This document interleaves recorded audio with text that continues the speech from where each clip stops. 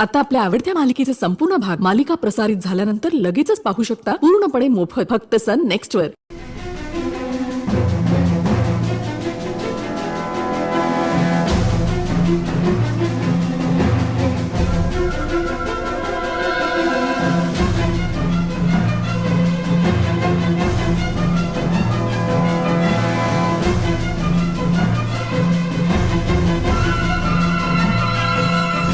मिळालेली सुवर्ण संधी गमावता कामा नये. या वानराचे शीर धडा वेगळे केल्यावरच सर्व समस्यांचे समाधान झाल्याप्रमाणे होईल. याला देवतांकडून मिळालेल्या वरदानांची माहिती मिळवण्याची काही आवश्यकताच भासणार नाही.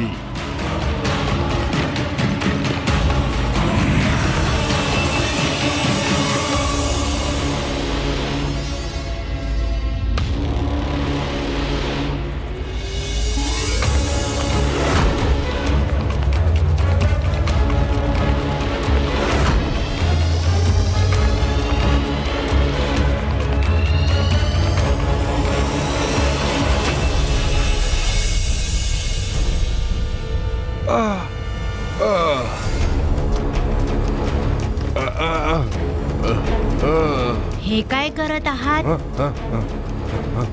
काही नाही, फळे. तुमच्यासाठी फळे आणली आहेत मी.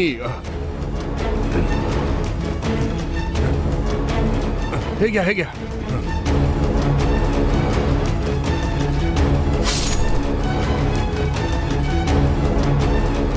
हे घ्या. या वृक्षावरूनच तोडली आहेत मी. घ्या घ्या ना, घ्या ही फळे घ्या. माझ्याकरिता फळे आणण्याकरिता धन्यवाद तुमचे. परंतु आत्तापासून कोणतेही फळ आणि फुलं काहीही झालं तरी रात्रीच्या समयी वृक्षावरून अजिबात तोडू नये. समजले ना? समजलो. हे घ्या, हे घ्या.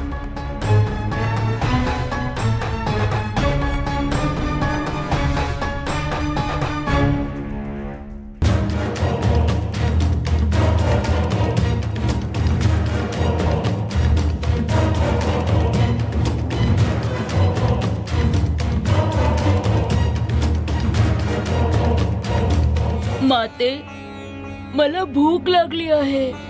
पुत्रा शिशिर, मला खूप वेदना होत आहेत. उठून चालणे फिरणेही संभव नाही राहिले. फळांची टोपली तिथे ठेवली आहे, तुला हवे ते भक्षण कर. जा, तुला हवे ते घे.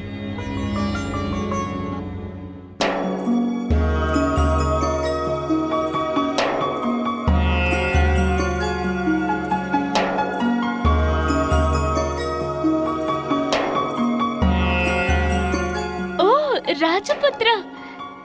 कोण? केसरी नंदन?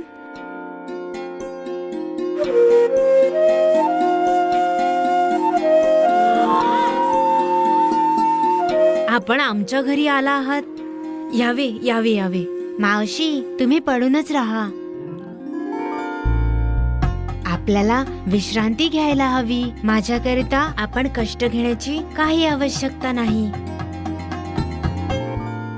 सुमेरू राज्याचा राजपुत्र आमच्या घरी आला असताना मी अशीच पडून कशी राहू शकते? हे पवनपुत्रा, आपल्या चरणधुलीने आमचे घर पावन झाले.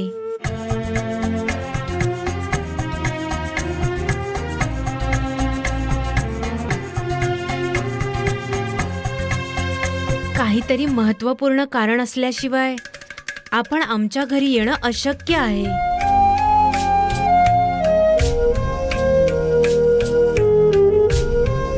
हे संकटमोचन, बोला, आम्ही आपली काय सेवा करू शकतो?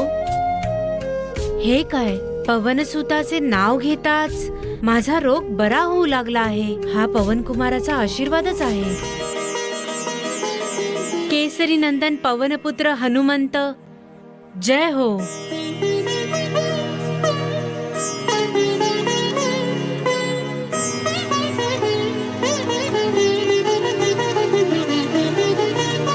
बोला राजकुमार, निर्धनाच्या घरी कसे येणे केलेत? आमच्या हातून काही अपराध घडला आहे का? नाही नाही, असं काही नाही.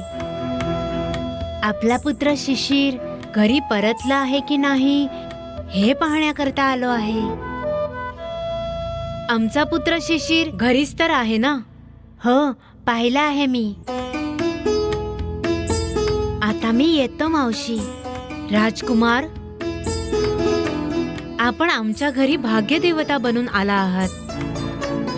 असेच निघून गेलात तर असे जाऊ नका. थांबा, ही फळे ग्रहण करा थोडी.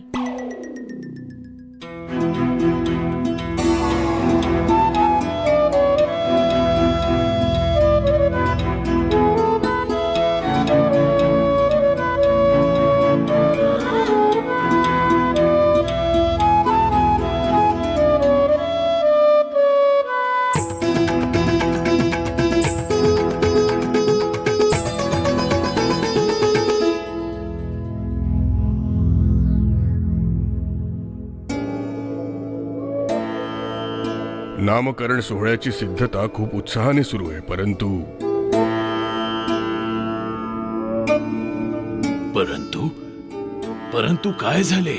नाव काय ठेवणार? काही ठरवले आहे?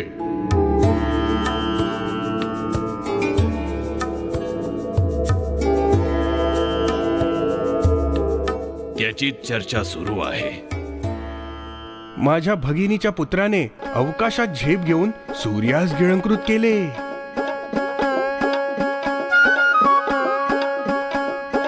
रविकंठ नाव ठेवले तर? परंतु दादा, रविकंठ म्हणजे? या नावामध्ये महत्वपूर्ण रहस्य लपले आहे. जो विषप्राशन करतो तो विषकंठ. रवीस गिळलेल्या माझ्या भगिनीचा पुत्र रविकंठ.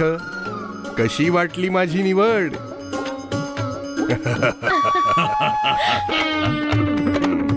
हास्यास्पद काय आहे त्यात?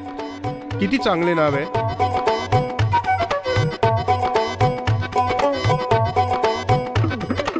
हो,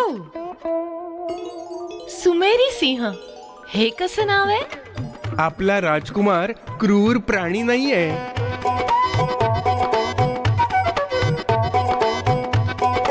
मग काय झाले? सिंहाप्रमाणे बलशाली जो आहे. कुमार सिंहाहूनही जास्त बलशाली आहे, तर ते नाव व्यर्थ ठरेल. अंजनाच्या प्रिय पुत्रास अंजना पुत्र हे नावच शोभून दिसते. नाही नाही, सगळे त्याला ज्या नावाने बोलवतात केसरी नंदन म्हणून तेच खूप गोड आहे.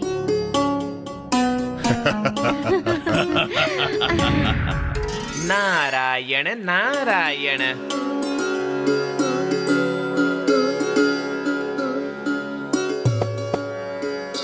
प्रणाम करतो देवर्षी.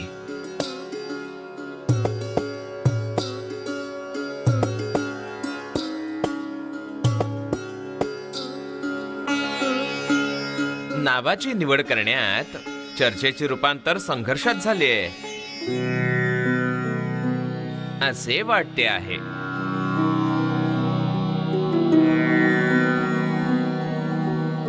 चांगल्या नावाकरिता निवड ही अतिशय गरजेची आहे.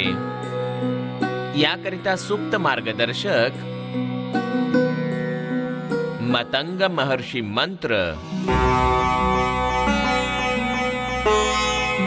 त्यांच्या आश्रमाचा परिसर, राजपुत्राच्या जन्माचे कारण ठरलेले स्थान, त्या महर्षींकडे ब्रह्मकल्पाची सर्व रहस्य असलेला एक ग्रंथ आहे. त्या जन्मास आलेल्या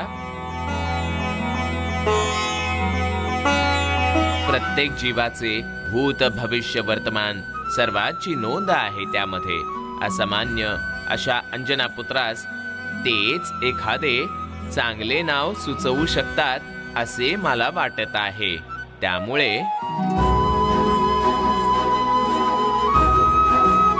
आपण तिथे जा, आपले कल्याण होईल.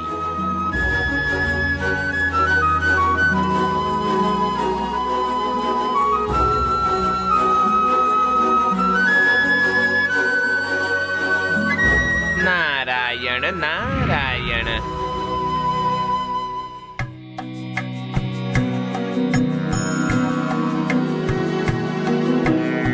मातंग महर्षींचा आश्रम इथून खूप दूर आहे.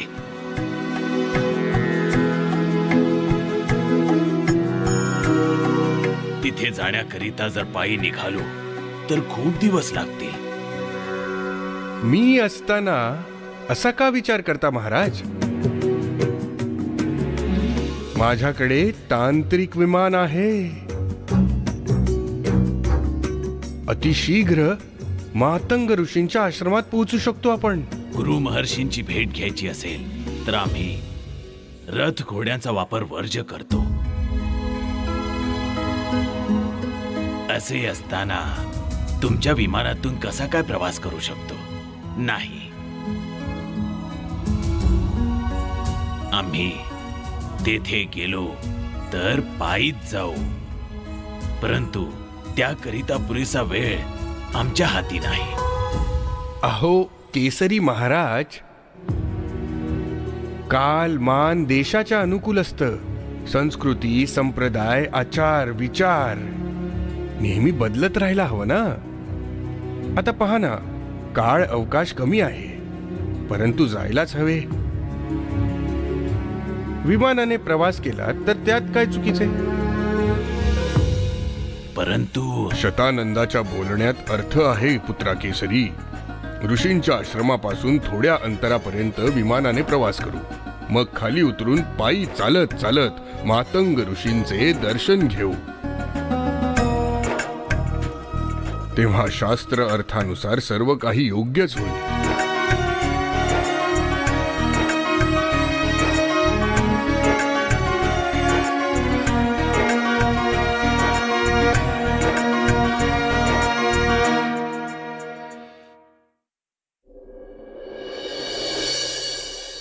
चला जपून विराजमान व्हा.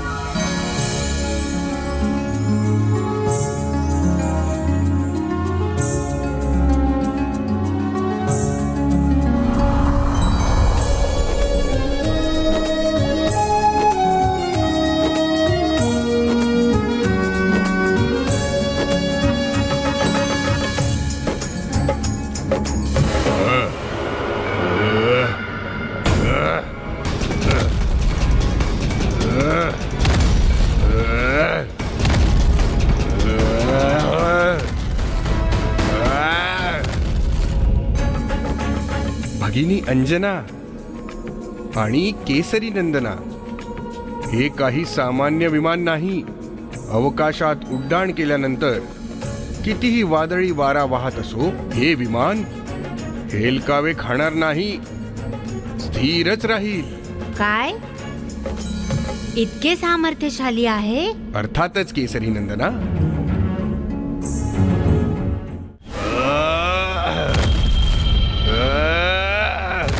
हे तुझ्या मामाचे विमान आहे. वायू वेगासही टक्कर देण्याची शक्ती आहे यात. मेघांचा सागर पार करून नक्षत्रांच्या मार्गावरूनही उडू शकते.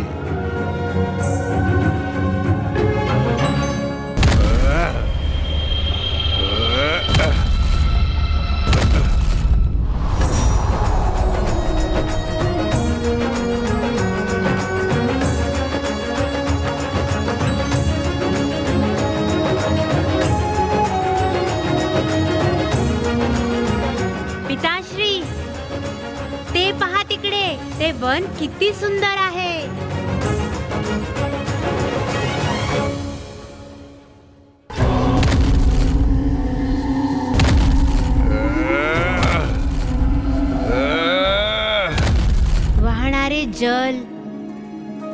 उडत निघालेले विविध पक्ष्यांचे थवे, सर्वत्र बागडणारे वन्य प्राणी.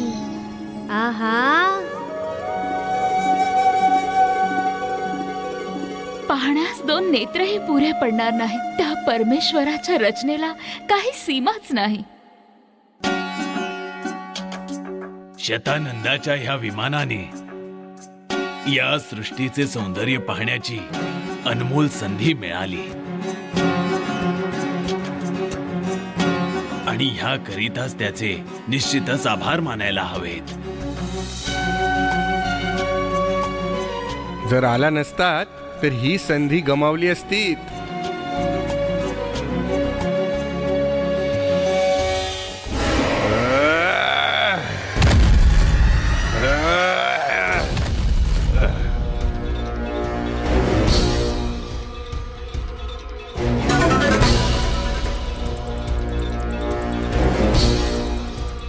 अरे, विमान थरथरते आहे.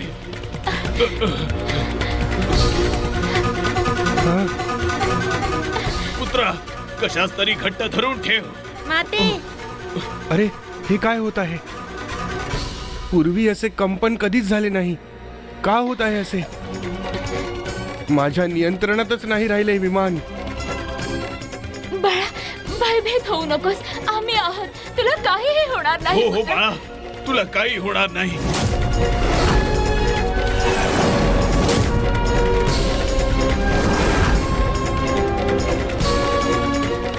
स्वामी,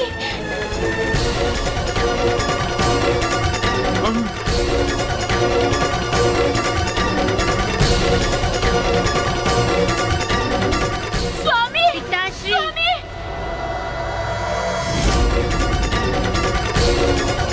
स्वामी, स्वामी.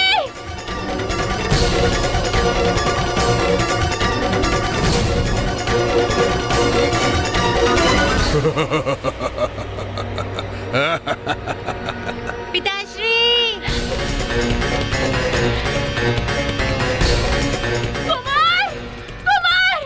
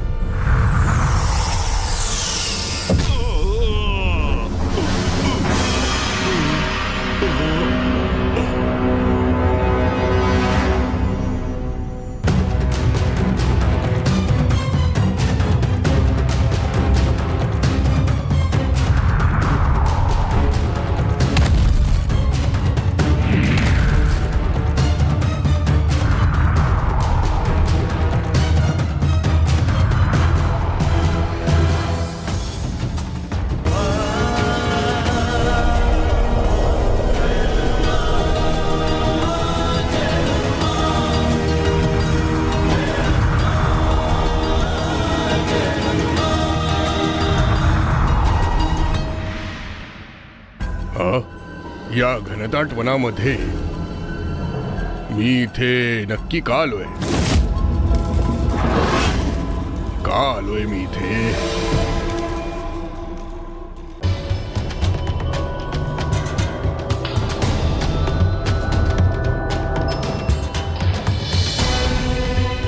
माते माते माते पिताश्री पिताश्री पिताश्री मामा मामा पिताश्री तुम्ही उठत का नाही? अरे रे, हे काय? काय घडले इथे? तुझ्या माता पित्यांची ही अवस्था कोणी केली? अरे रे, शुद्ध हरपलेली दिसते. मी काहीतरी सहाय्य करण्याचा प्रयत्न करतो. हो, पाणी घेऊन येतो. नदी जवळच आहे ना, आत्ता घेऊन येतो.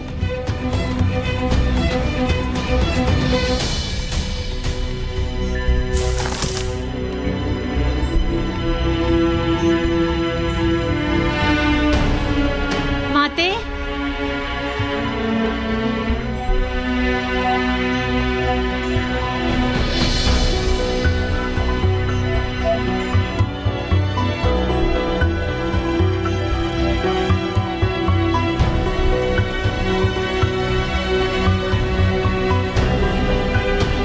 माते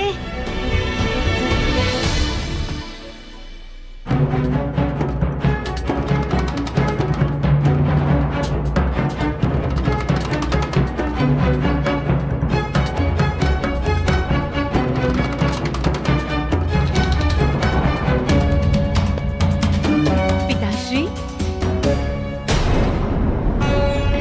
मामा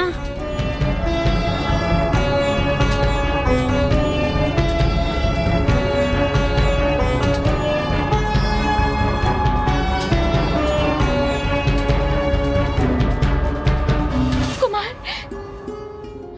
कुमार तुला काही झालं तर नाही ना? नाही माते मला काही झालं नाही. नाही माते मी जिथे असेन तिथे काही होणार नाही.